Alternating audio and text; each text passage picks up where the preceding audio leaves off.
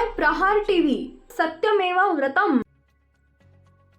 दिवंगत उपमुख्यमंत्री अजित पवार यांच्या मृत्यूनंतर एकीकडे राष्ट्रवादी काँग्रेसमधील अंतर्गत घडामोडींबरोबर राज्यातील राजकीय घडामोडींना वेग आल्याचं पाहायला मिळत आहे। अजित पवारांचा उत्तराधिकारी म्हणून उपमुख्यमंत्री पदाच्या खुर्चीवर मंगळवारी सुनेत्रा पवार विराजमान झाल्या।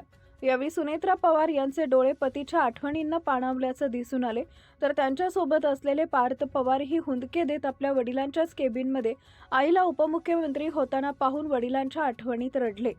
मुंबईमध्ये या घडामोडी होत असताना तिकडे बारामतीत ज्या विद्याप्रतिष्ठानच्या मैदानात अजित पवारांच्या पार्थिवावर अंत्यसंस्कार करण्यात आले, तिथंच त्यांचं स्मारक बांधण्याचा पवार कुटुंबियांचा विचार असताना आता या स्मारकावरून अजित पवारांच्या दोन्हीही मुलांमध्येच मतभेद असल्याची माहिती सूत्रांच्या हवाल्यानं समोर आली आहे।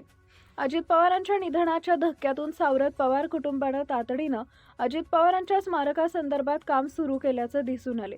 अजित पवारांच्या निधनानंतर आठवड्याभरातच शरद पवारांनी विद्याप्रतिष्ठानच्या ऑफिसमध्ये जय पवार आणि पार्थ पवारांच्या उपस्थितीमध्ये अजित पवारांच्या आठवणींमध्ये बांधण्यात येणाऱ्या स्मारकांचा आढावा घेतला। यासाठी पवारांनी 5 ते 6 बैठका घेतल्यात। या बैठकीमध्ये स्मारकाचा आढावा घेताना या स्मारकाची संभाव्य रचना कशी असेल आणि त्यामध्ये काय असेल याबद्दल चर्चा झाल्याची माहिती सूत्रांच्या हवाल्यानं समोर आली आहे। या बैठकीनंतर जय पवार हे विद्याप्रतिष्ठानच्या मैदानावर काही अधिकारी आणि कार्यकर्त्यांसोबत मैदानाची पाहणी करताना चर्चा करताना दिसले। मात्र आता वडिलांच्या स्मारकावरून जय पवार आणि पार्थ पवारांमध्ये मतभेद असल्याचं समोर आलं आहे। अजित पवारांच्या स्मरणार्थ संग्रहालय करण्यावरून जय आणि पार्थ पवार यांची मतं वेगवेगळी आहेत।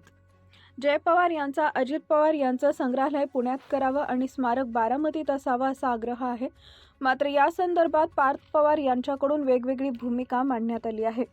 पार्थ पवार यांचे अजित पवारांचे संग्रहालय आणि स्मारक बारामतीतच करावं असं ठाम मत आहे।